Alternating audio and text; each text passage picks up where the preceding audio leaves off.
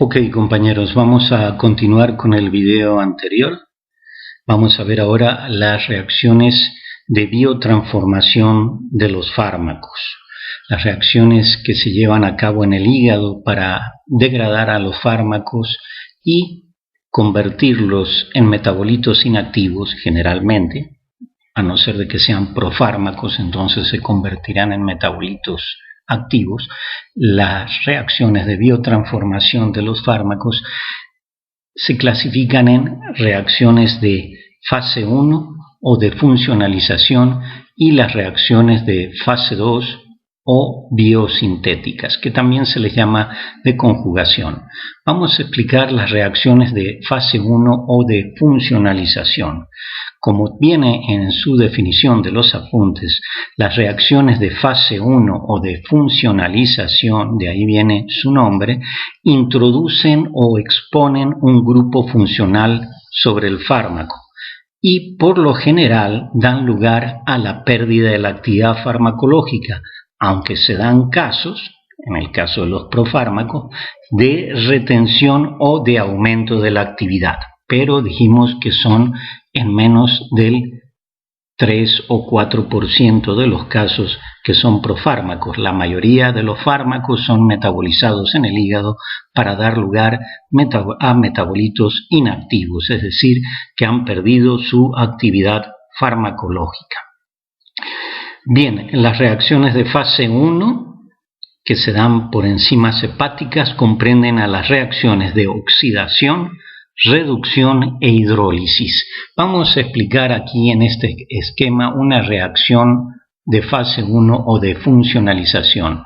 Tenemos la enzima más el fármaco, eso da en una reacción reversible un complejo enzima-fármaco y luego de la transformación de la enzima sobre el fármaco, la enzima queda libre, esta reacción ya es irreversible, la enzima queda libre y suelta al fármaco ya convertido en un metabolito inactivo más polar e hidrofílico para eliminarse mejor en los riñones. Dijimos que para eliminarse mejor los fármacos y que no haya reabsorción tubular desde la orina hasta la sangre, es mejor que el fármaco esté en la forma polar e hidrofílica y con cargas. En pocos casos va a dar lugar a metabolitos activos. ¿En qué caso? En los casos de los profármacos. Y este metabolito es el fármaco modificado con un grupo funcional. ¿Qué es un grupo funcional? Bueno, los grupos funcionales son grupos químicos que determinan la característica de una molécula química. Por ejemplo, un grupo OH indica que la molécula es un alcohol en la química orgánica. Un grupo CO, como este, es un grupo cetona, bueno, indica que las moléculas son del tipo cetónico, son cetonas. Si hay un grupo COH, indica que la molécula orgánica es un aldehído. Si hay un grupo amino, indica que la molécula es una amina. Si hay un grupo ácido o un grupo carboxilo, es un grupo COOH, indica que la molécula orgánica es un ácido. Y también pueden haber grupos funcionales como el grupo metilo, CH3. Se llama metilo porque proviene del metano, que es CH4. Si le quitamos un hidrógeno, tenemos el radical metilo o metil, y hay moléculas que pueden ser metiladas.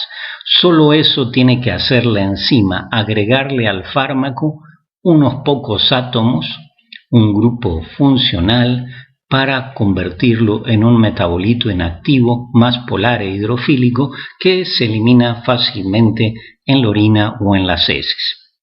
Bien, ahora vamos con las reacciones de fase 2 o biosintéticas. En sus apuntes tienen que son reacciones de conjugación. Aquí se combinan dos moléculas, no es como en las reacciones de fase 1 de funcionalización, en donde la enzima le agrega unos pocos átomos al fármaco y ya lo convierte al fármaco en un metabolito inactivo. Aquí la enzima hace que el fármaco se combine con otra molécula para dar un metabolito inactivo, que es un compuesto conjugado.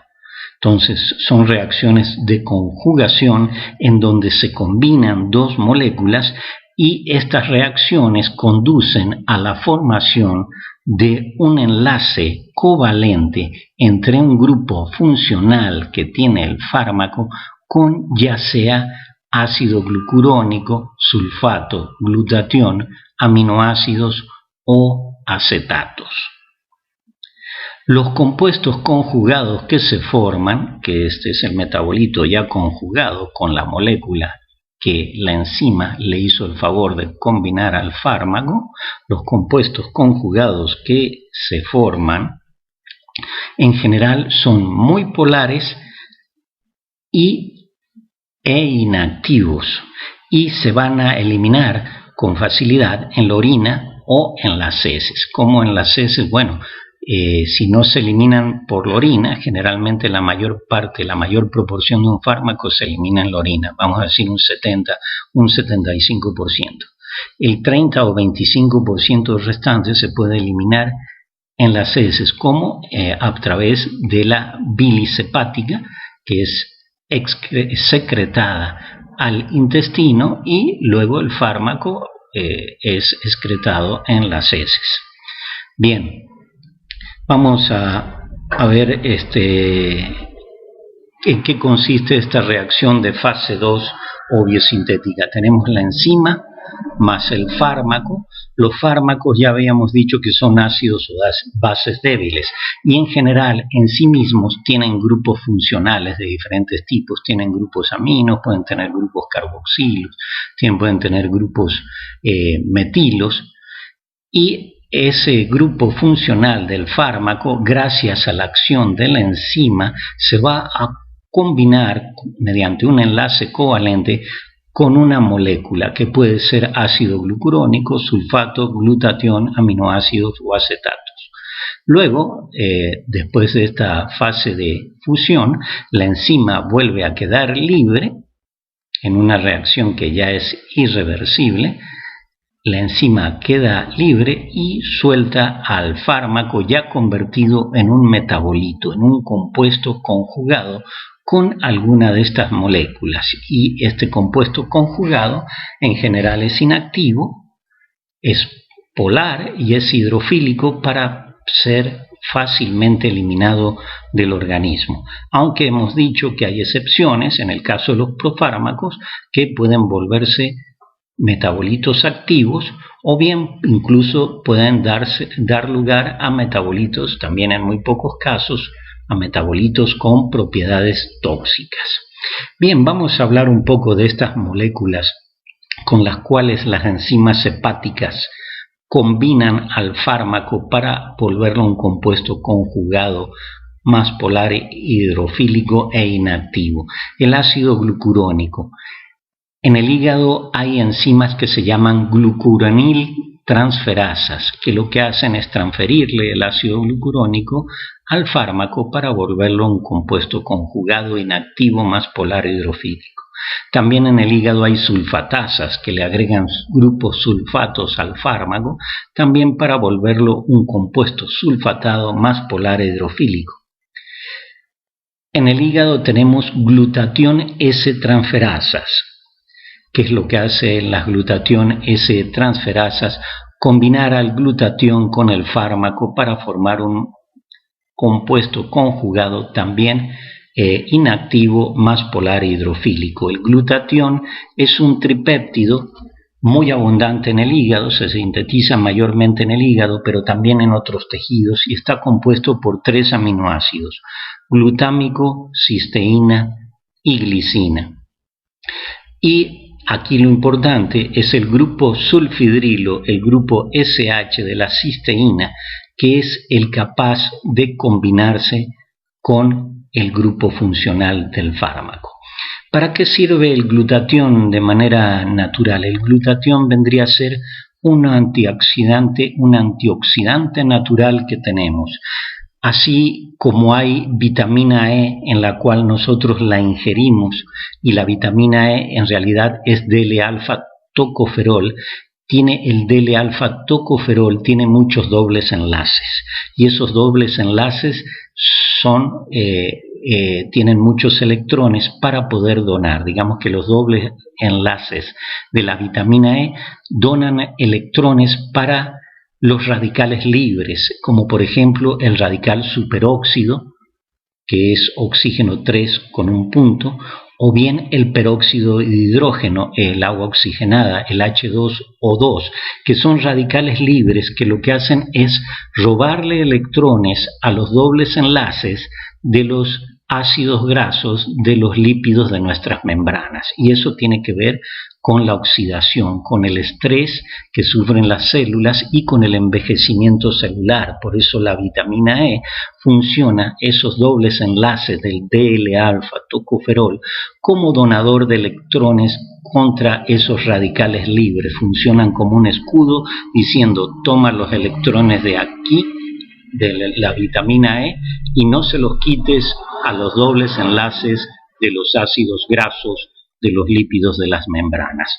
Bueno, el glutatión, en ese grupo sulfhidrilo también de la cisteína, recordemos que es un tripéptido el glutatión, formado por 3 aminoácidos, glutámico, ácido glutámico, cisteína y glicina, y la cisteína es uno de los 2 aminoácidos azufrados que tenemos, además de la metionina, y este grupo sulfhidrilo de la cisteína, en el S, entre el enlace entre el azufre y el hidrógeno, puede donar los electrones hacia los radicales libres. Digamos que es nuestro antioxidante natural, y también hay enzimas que combinan el glutatión con fármacos o con sustancias tóxicas para formar compuestos conjugados inactivos.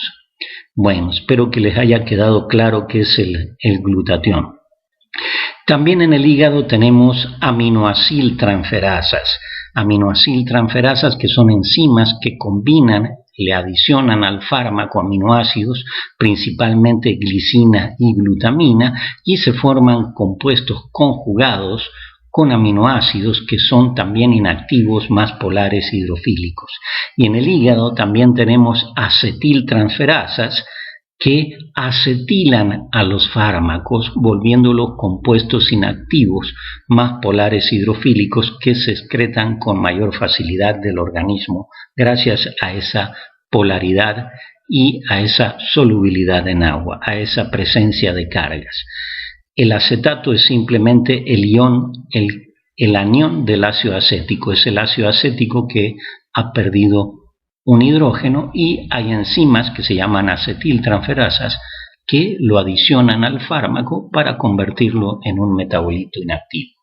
Ahora bien, voy a mencionar algo que muchas veces me han preguntado en clases presenciales para que no haya dudas. Muchos piensan que los fármacos tienen que pasar por reacciones primero de fase 1 para que se le agregue un grupo funcional que pueda funcionar aquí para el enlace covalente, y luego de pasar por la fase 1 pasan a la fase 2. Esto no siempre tiene que ser así. Las reacciones de fase 1 por sí mismas, agregándole unos pocos átomos, vuelven al metabolito inactivo. Y como les dije, los fármacos por sí mismos tienen grupos funcionales, y esos grupos funcionales que tiene el fármaco los aprovechan las enzimas, la glucuroniltransferasa, las sulfoniltransferasas, perdón, yo dije sulfatasas. Una sulfatasa es una enzima que quita grupos sulfatos. Una sulfoniltransferasas, la glutatión S-transferasa, la glucuroniltransferasa, la sulfoniltransferasa, la glutatión S-transferasa, la aminoaciltransferasa, la acetiltransferasa. Todas estas enzimas aprovechan los grupos funcionales que tienen los fármacos para formar ese enlace covalente con la otra molécula y formar compuestos conjugados que son inactivos más polares hidrofílicos. No es necesario que un fármaco pase primero por la fase 1 y la fase 2, porque la misma reacción de fase 1 puede inactivar el fármaco solamente por la adición de un grupo funcional de unos pocos átomos, aunque puede darse el caso de que algunos metabolitos por ejemplo los activos, con el grupo funcional, pasen por una reacción de fase 2 para conjugarse con otra molécula y quedar inactivo. Pero eso no es un requerimiento, generalmente son reacciones independientes. Bien, espero que les haya quedado claro más o menos lo que son las reacciones de fase 1 y de fase 2 que llevan a cabo las enzimas hepáticas. Vamos a hablar ahora de un pequeño párrafo que tienen en sus apuntes que dice la importancia del citocromo P450 en la biotransformación de los fármacos. Bien, un grupo de enzimas muy importantes que metabolizan los fármacos son las enzimas del citocromo P450 y como tienen en sus apuntes es una familia de enzimas del citocromo P450, no es una sola enzima citocromo P450, es una familia de enzimas del citocromo P450. ¿Y qué quiere decir esto? Quiere decir que son un grupo de proteínas, un grupo grande de proteínas con mucha homología, tienen secuencias homólogas. ¿Qué quiere decir esto? Que son muchas proteínas que son muy parecidas, con secuencias muy parecidas, pero que difieren en unos pocos aminoácidos, como por ejemplo, como son enzimas, varían en algunos aminoácidos en el sitio activo de la enzima.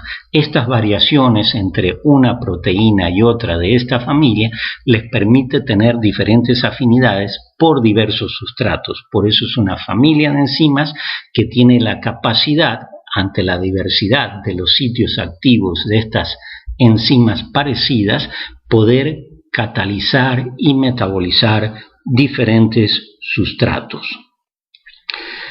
Bien, entonces como tienen en sus apuntes esta familia de enzimas del citocromo P450 realiza gran parte de las reacciones de biotransformación de los fármacos, tanto del tipo oxidativas como reductivas. Las enzimas del citocromo P450 son proteínas con un grupo hemo, igual que la hemoglobina, que es un grupo hemo, es un complejo de hierro con proteínas llamadas porfirinas, y estas enzimas del citocromo P450 están unidas a las membranas del retículo endoplásmico liso de células de diversos tejidos. Y además de fármacos medicinales, estas enzimas también metabolizan y degradan contaminantes ambientales y toxinas de alimentos, es decir, no están diseñadas nada más para metabolizar fármacos, sino también para otros metabolitos, ya sea necesarios o no necesarios, como por ejemplo los tóxicos, o bien de moléculas contaminantes.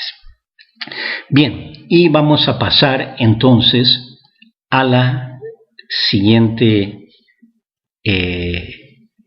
al siguiente tema, que son los factores que influyen en la biotransformación de los fármacos. Así como vimos que habían factores que influían en la absorción de los fármacos, aquí hay factores que influyen en la distribución de los fármacos, es decir, factores que limitan la distribución de los fármacos, también hay factores que aumentan o disminuyen la biotransformación de los fármacos. Vamos a empezar primero viendo los factores que modifican la biotransformación de los fármacos, que están relacionados con aspectos bioquímicos de las enzimas. Vamos a hablar de la inducción y la inhibición enzimática. Vamos a ver lo que dice sus apuntes respecto a la inducción enzimática. Dice, algunos fármacos y contaminantes ambientales, cuando se administran repetidamente o continuamente durante un tiempo determinado, que puede ser por ejemplo un mes y medio, 2 meses, cuando se administran repetidamente durante un periodo determinado, tienen la capacidad de inducir al citocromo P450. Y puse inducir entre comillas, porque ¿qué significa inducir? Inducir significa que el fármaco aumenta la velocidad de síntesis de la proteína del citocromo P450 o bien reduce su velocidad de degradación o las dos cosas a la vez. Si aumentamos la síntesis de la enzima o se reduce su degradación o las dos cosas a la vez, en los tres casos aumenta la concentración de la enzima que metaboliza al fármaco que la indujo. Y esto lleva a un aumento de la degradación del fármaco que hace que se reduzca su disponibilidad. Es decir, ese mismo fármaco que indujo el aumento de la concentración de la enzima, ya sea aumentando su velocidad de síntesis o reduciendo su velocidad de degradación, o las dos cosas juntas, este aumento de la concentración de la enzima aumenta la biotransformación del fármaco y eso hace que se reduzca la disponibilidad tanto de ese fármaco inductor como de otros fármacos administrados en forma simultánea que comparten el sitio activo de la misma enzima y por lo tanto son degradados metabólicamente más rápido por la enzima inducida, por la enzima la cual ha aumentado la concentración. Vamos a ver en este esquema que tienen aquí con estas reacciones.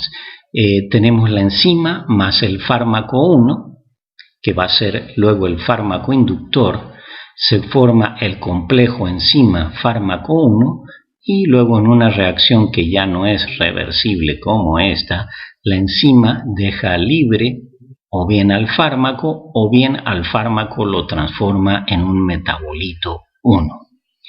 Si administramos continuamente el fármaco 1 durante un periodo determinado, puede ser un mes o más, si administramos ese fármaco 1 durante un periodo más o menos de un mes o más, lo que va a suceder, no con todos los fármacos, no todos los fármacos aumentan la concentración de la enzima, pero por eso es importante ver el PLM, el Diccionario de Especialidades Farmacéuticas, porque ahí advierten que no se debe usar este fármaco durante mucho tiempo porque puede dar lugar a inducción enzimática y por lo tanto tolerancia al fármaco. ¿Qué significa tolerancia?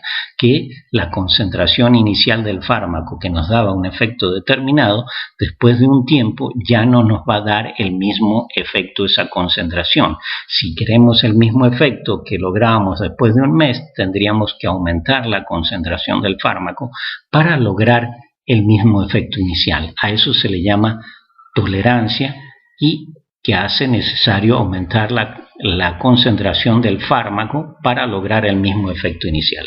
Entonces, después de que administramos el fármaco 1 durante un periodo de un mes o más, va a aumentar la concentración de la enzima. ¿Por qué va a aumentar la concentración de la enzima? Bueno, porque este fármaco inductor, al estar presente en una cantidad constante durante un tiempo, va a hacer que aumente la velocidad de síntesis de la enzima que la metaboliza, o bien si no aumenta la velocidad de síntesis, reduce su velocidad de degradación, lo cual indica que la enzima, si se sigue sintetizando pero no hay degradación, también va a aumentar, o bien que sucedan las dos cosas a la vez, es decir, que aumente la velocidad de síntesis y que se reduzca la velocidad de degradación. Esto lleva a un aumento de la concentración de la enzima y a una disminución de la disponibilidad del fármaco inductor, que va a ser metabolizado más rápido que hace un mes atrás. Va a ser metabolizado más rápido y va a haber mayor formación del metabolito 1. Por lo tanto, el efecto ahora será menos duradero y menos intenso que hace un mes. Si queremos lograr el mismo efecto que hace un mes, deberíamos aumentar la concentración del fármaco para compensar ese aumento de la enzima que lo metaboliza. Pero no solamente la enzima inducida que aumentó por culpa del fármaco 1 va a metabolizar al fármaco 1.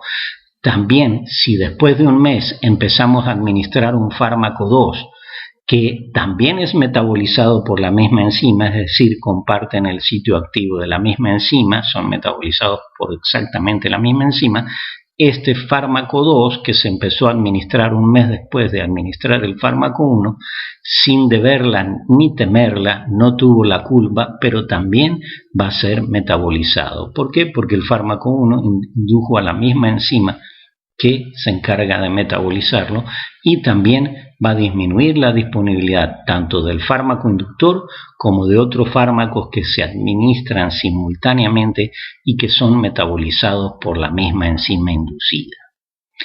Bien, espero que haya quedado claro esto de la inducción enzimática. Vamos a pasar ahora a la inhibición enzimática. Veamos qué dicen los apuntes. Dice que la inhibición, vamos a ver, antes de ver la definición de no competitiva, es importante mencionar que la inhibición enzimática puede ser de dos tipos: inhibición no competitiva o inhibición competitiva. Vamos primero con la inhibición no competitiva. Bueno, aquí dice que la inhibición de las enzimas de biotransformación da origen a altos niveles del fármaco original, da lugar a altos niveles del fármaco original, es decir, al fármaco que se administró inicialmente, a efectos farmacológicos prolongados y a un aumento en la incidencia de toxicidad. Vamos a explicar este párrafo con esta ecuación. Tenemos la enzima más el fármaco más un inhibidor no competitivo. ¿Qué significa no competitivo? Que va a competir por el fármaco con el sitio activo de la enzima. Pero ¿qué pasa si el inhibidor tiene más afinidad por el sitio activo de la enzima que el fármaco? Bueno, el inhibidor es el que se va a pegar al fármaco, y si es un inhibidor de tipo irreversible, va a bloquear el sitio activo de la enzima y la enzima no va a poder metabolizar al fármaco. Por eso dice que la inhibición no competitiva de las enzimas de biotransformación da lugar a altos niveles del fármaco original, es decir, el fármaco que se administró, a efectos farmacológicos prolongados. ¿Por qué? Porque si seguimos administrando dosis de fármaco cada el periodo de dosificación que determinemos, 8 horas, 12 horas, el fármaco se va a seguir acumulando, puesto que la enzima va a estar bloqueada, el sitio activo, y no la va a poder degradar, y entonces va a dar lugar a efectos farmacológicos prolongados, a una alta concentración de este fármaco, y quizás también se produzcan efectos tóxicos por sobredosificación al no poderse metabolizar el fármaco. Ejemplo de una inhibición no competitiva, tenemos a la acetilcolinesterasa, que deben haber visto en sus clases de fisiología, que es la encargada de degradar a la acetilcolina en las hendiduras sinápticas y en las uniones neuromusculares. Esta enzima puede sufrir una inhibición del tipo no competitivo cuando es bloqueada por compuestos organofosforados, por inhibidores irreversibles de la acetilcolinesterasa. Perdón, ahí apareció algo. Inhibidores irreversibles de la acetilcolinesterasa, como el paratión, malatión, isofluorofato, que son compuestos derivados del ácido fosfórico, por eso se llaman organofosforados, que están presentes en insecticidas domésticos y plaguicidas agrícolas. Y lo que hacen estos fármacos, se unen al sitio activo de la enzima y la inhiben de forma irreversible, de modo que la acetilcolina en las uniones neuromusculares y las hendiduras sinápticas aumentan considerablemente, porque la enzima está bloqueada y no puede degradarla. Obviamente, este tipo de compuesto produce graves intoxicaciones, pueden haber parálisis respiratoria, bloqueo neuromuscular, etc. Produce graves intoxicaciones. Ese es un ejemplo de inhibición no competitiva. Y luego tenemos la inhibición competitiva. ¿Qué dice la definición de inhibición competitiva de nuestros apuntes? Dice que la competencia entre dos o más fármacos por el sitio activo de la misma enzima puede disminuir la degradación de uno de los dos fármacos que compiten, dependiendo de las concentraciones y afinidades de cada sustrato por la enzima. Muy bien, vamos a explicar esta inhibición competitiva. Para eso también lo que tenemos que hacer es poner estas fórmulas, estas reacciones, porque aquí lo que estamos haciendo, como es competitiva, es que estamos administrando dos fármacos al mismo tiempo y que compiten por el sitio activo de la misma enzima. Enzima más fármaco 1, en una reacción reversible da el compuesto enzima fármaco 1 y ese complejo enzima fármaco 1 se disocia en una reacción irreversible en la enzima que deja libre a un metabolito 1, que es el fármaco 1 ya transformado, ya convertido en un metabolito inactivo. Y al mismo tiempo del fármaco 1 administramos el fármaco 2, que también es metabolizado por la misma enzima, se une al sitio activo de la misma enzima, forma un complejo enzima fármaco 2 que da lugar a su vez a la enzima libre más el metabolito 2, que es el fármaco 2 ya modificado, transformado en un compuesto inactivo. Entonces, aquí vamos a ver la última frase de la definición. ¿Cuál se va a metabolizar primero? ¿Cuál va a disminuir su degradación o cuál va a aumentar su degradación? Bueno, eso va a depender de tanto de las concentraciones o como de las afinidades. ¿Qué es la afinidad? La afinidad es la capacidad de una molécula para combinarse con otra. Acá tenemos el fármaco 1 que se va a unir en el sitio activo de esta enzima hipotética que he dibujado, por eso le he puesto una E. Es una enzima pedagógica, digamos, y el fármaco 1 está claro que tiene mejor forma para embonar con el sitio activo que el fármaco 2. Entonces el fármaco 1 tiene mayor afinidad por el sitio activo de la enzima que el fármaco 2. Por lo tanto, si lo agregamos a ambos en un vaso de precipitado, una solución, ponemos una concentración fija de la enzima y ponemos 100 moléculas del fármaco 1 y 100 moléculas del fármaco 2, ¿cuál se va a metabolizar primero en igualdad de concentraciones? Pues se va a metabolizar primero el fármaco 1. ¿Por qué? Porque tiene mayor afinidad por el sitio activo de la enzima por el fármaco 2, que está más feíto y tiene menos afinidad por el sitio activo de la enzima. Pero ¿qué pasa si en ese vaso de precipitados, en esa solución, colocamos las 100 moléculas del fármaco 1, pero 10.000 moléculas del fármaco 2? Aquí tiene menos afinidad, pero está 100 veces más concentrado y la probabilidad de chocar con el sitio activo es mucha mayor que el fármaco 1. Es decir, ustedes cuando ven una enzima no vayan a creer que el sitio activo es un imán que atrae a la molécula más afín. No, esto es por una cuestión de probabilidad de choque con el sitio activo de la enzima. Cuando estudiaron física en la prepa, se deben haber acordado de las cuestiones de los gases, ¿verdad? Los gases son compresibles y si están en un recipiente cerrado y le colocan un pistón encima, pueden disminuir el volumen, pueden comprimir el gas. Los gases son compresibles y al disminuir el volumen, las partículas de gas es más probable que choquen entre sí.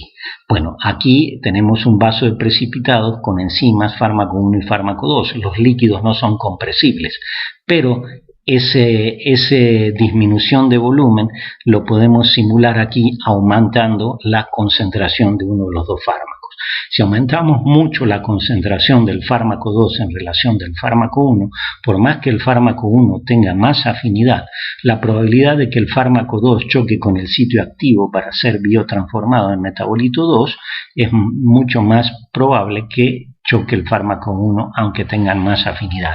Digamos que la afinidad supera como factor a la concentración en caso de igualdad de concentraciones. Ahí sí, el fármaco 1 se metaboliza, pero si el fármaco 2 está mucho más concentrado, aunque no son tan afines, sí se encuentran en mucha mayor cantidad y eso aumenta la probabilidad de que pueda pegarle al sitio activo de la enzima y ser metabolizado antes que el fármaco 1.